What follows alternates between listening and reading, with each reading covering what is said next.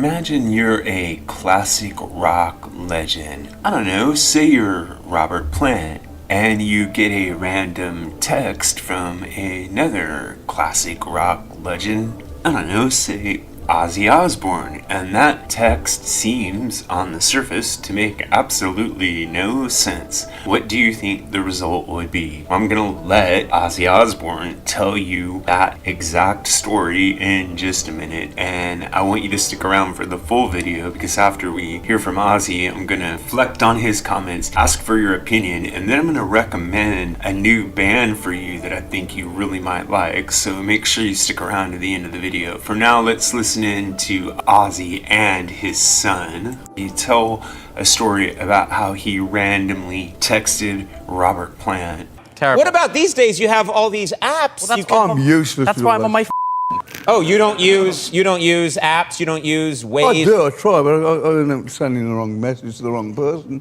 No. These apps. You're not sending anyone a message. I don't know. No, there's a person. The voice just says take a right, take a left after you put in the I address. can't work a bloody digital watch. I'm on a He computer. once like accidentally sent like Robert Plant a text message being like, I can't find the cat. I love you sent him. I love Robert Plant in concert singing a Led Zeppelin tune, getting a text from Ozzy. Buy more milk. He can send it back going, you can't find the cat. So I think it's just fascinating the way that social media has brought celebrity pretty much right down to earth, and we get to look into their everyday lives in a way that wasn't possible back in the 70s or even in the 80s. So if you think of a band like Kiss that wasn't even photographed without their makeup on for a great part of the 1970s, how would that play today in an age where everybody's online all the time on social media? The biggest pop star in the world, Taylor Swift, is running around in grocery stores taking selfies with her fans, and there's a complete difference in the way that stars are looked at than how they were looked at in the past, and that difference in a lot of ways makes stars less interesting, in my opinion. There's less mystery about them, but at the same time that they become more normalized or humanized, it brings you closer to the mass people. What really matters, of course, is the impact that any of this might have on the art or music that they create. And this is where you come in. I would like to hear your opinion. Do you think that having an air of mystery is good for the artist in terms of creative expression? Or is it better for the artist to simply be one of the people?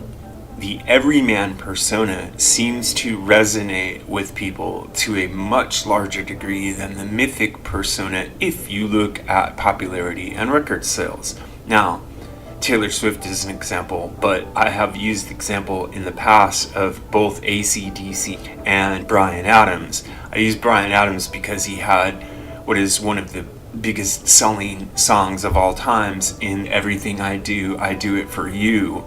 And I'm not such a big fan of the song or of him, but it shows that everyman down-to-earth personality, a connection with people at a real visceral level, can be extremely effective. I would say the same is true for AC/DC, having that down-to-earth people's band. It really makes them resonate with their fans. They have one of the largest and most loyal fan bases in the history of music.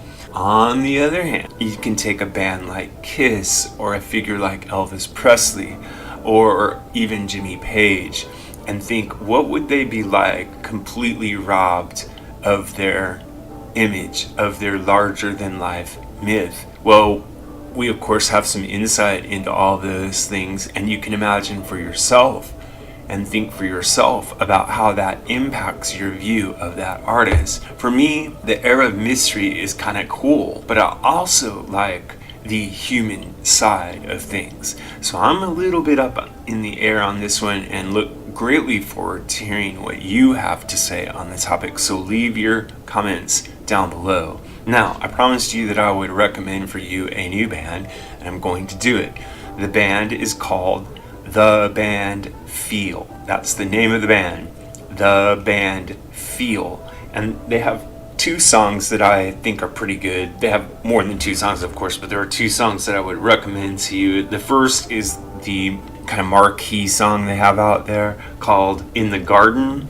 And then the other one is a song I like a little bit more called Goodbye Virginia. And I would describe this band definitely like a Deep Purple Zeppelin mix, but with a really strong dash of the Black Crowes in there. So I recommend the band to you, but I don't know that they're, super original in any way. But if you like Deep Purple, you like Led Zeppelin, you like the Black Crowes, there's a good chance you might like the band Feel. So check them out. This is what I think, but what really matters is what you think. So if you have an idea about this or any other topic connected to classic or contemporary music, please drop it in the section below, and remember to like and subscribe. Thanks a lot. Music Guru here, asking you to help us on our march to 10,000 subscribers.